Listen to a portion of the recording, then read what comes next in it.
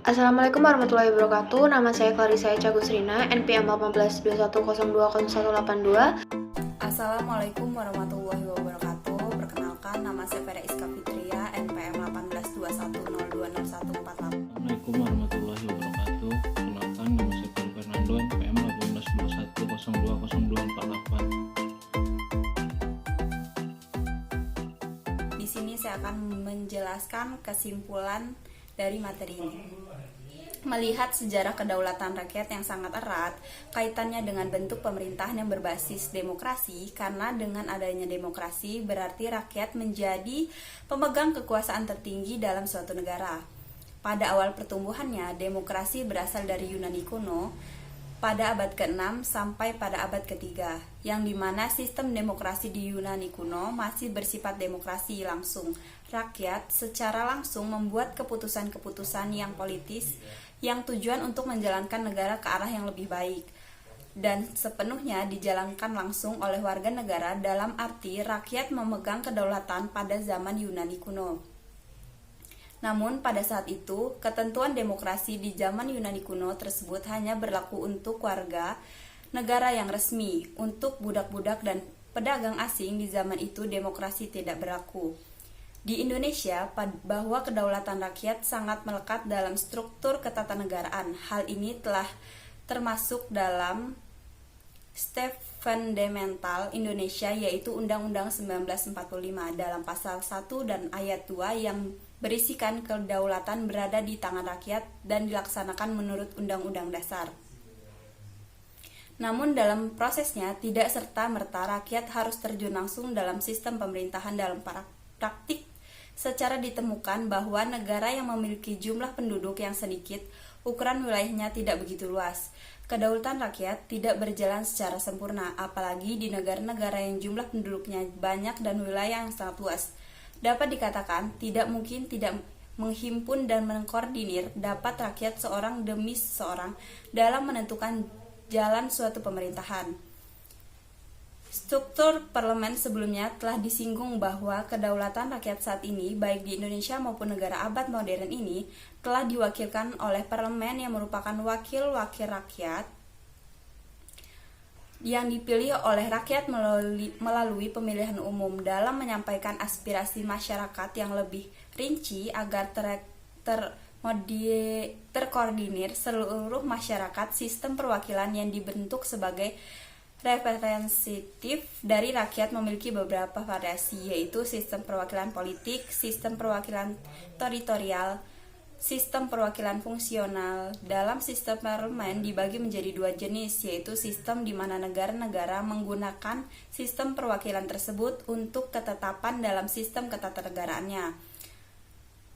Fungsi dari parlemen ialah mewakili rakyat karena mereka dipilih langsung oleh rakyat melalui sistem pemilu. Akan tetapi dalam segi yuridis, fungsi dan parlemen ialah mempunyai fungsi legalitas, pengawasan dan anggaran sebagai tertera dalam pasal 20A ayat 1 Undang-Undang 1945. Sekian penjelasan dari saya. Bila ada salah kata saya mohon maaf. Wabillahi taufiq wal hidayah. Wassalamualaikum warahmatullahi wabarakatuh.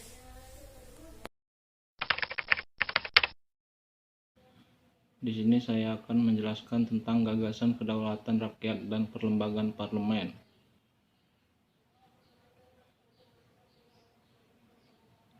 Pembahasan kedaulatan rakyat. 1. Sejarah dan teori kedaulatan rakyat.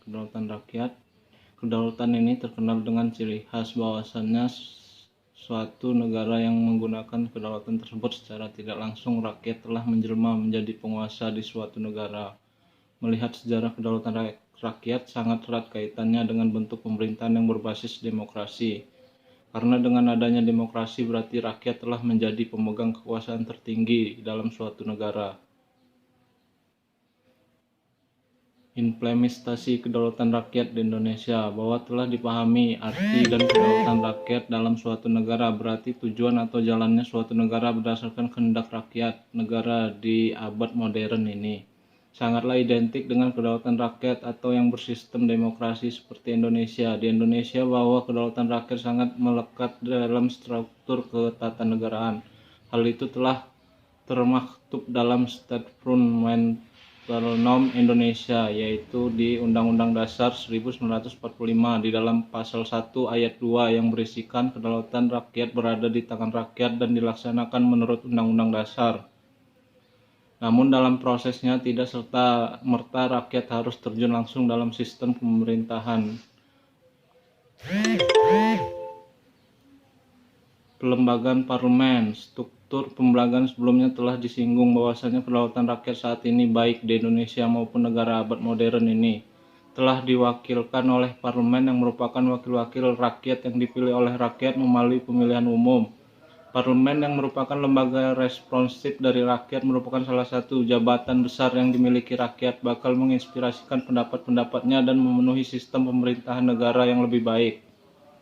Sistem perwakilan politik bahwa dalam praktek ketatanegaraan di abad modern ini sistem tersebut merupakan sistem perwakilan yang disebut sebagai sistem yang bersifat primer karena wakil-wakil rakyat parlemen yang dipilih oleh rakyat secara langsung atau pemilu dan mayoritas wakil-wakil rakyat itu berasal dari partai politik membentuk arah kebijakan politik negara yang bertujuan mengingatkan negara daerah yang lebih baik dan berbagai aspek seperti di Indonesia yaitu DPR.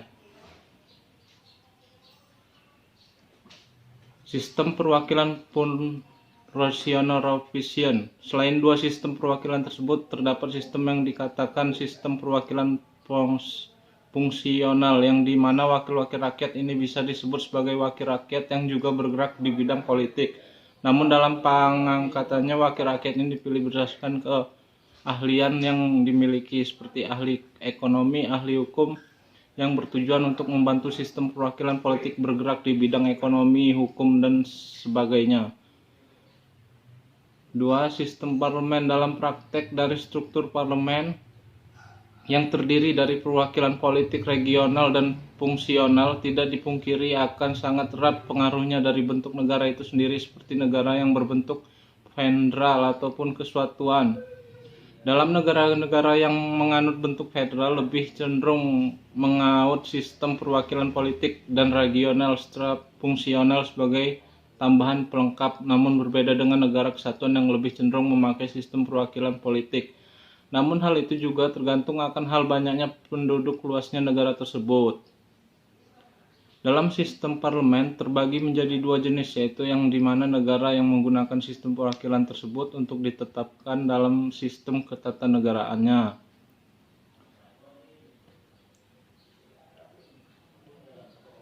Fungsi parlemen dan ketatanegaraan secara general. Fungsi dari parlemen ialah mewakili rakyat karena mereka dipilih oleh rakyat melalui sistem pemilu. Akan tetapi dalam segi yuridis, fungsi dari parlemen ialah mempunyai fungsi legislasi,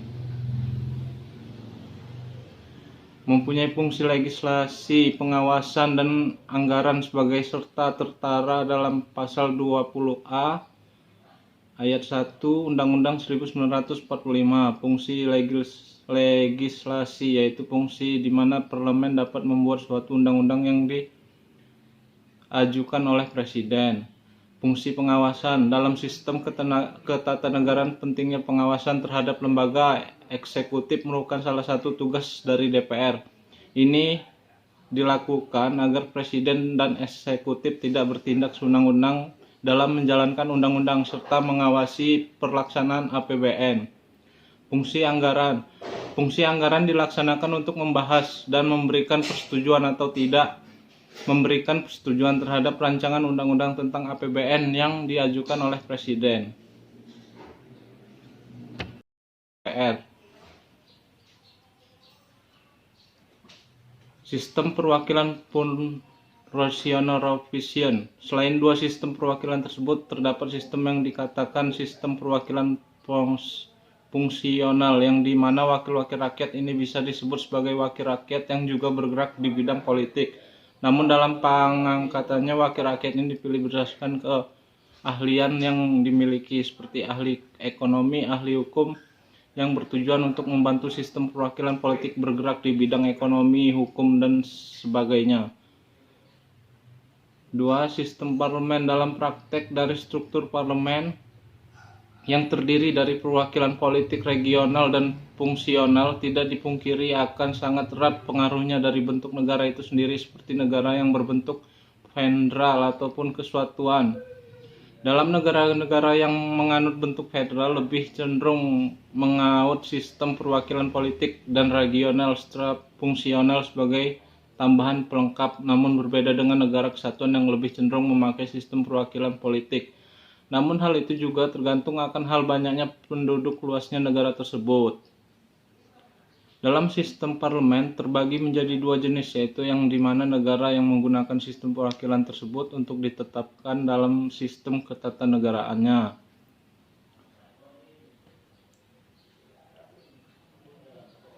Fungsi parlemen dan ketatanegaraan secara general. Fungsi dari parlemen ialah mewakili rakyat karena mereka dipilih oleh rakyat melalui sistem pemilu. Akan tetapi dalam segi yuridis, fungsi dari parlemen ialah mempunyai fungsi legislasi,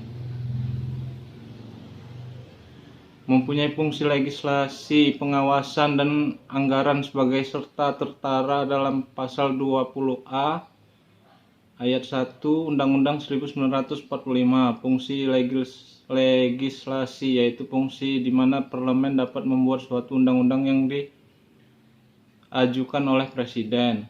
Fungsi pengawasan dalam sistem ketatanegaraan, pentingnya pengawasan terhadap lembaga eksekutif merupakan salah satu tugas dari DPR. Ini dilakukan agar presiden dan eksekutif tidak bertindak sewenang-wenang dalam menjalankan undang-undang serta mengawasi perlaksanaan APBN. Fungsi anggaran.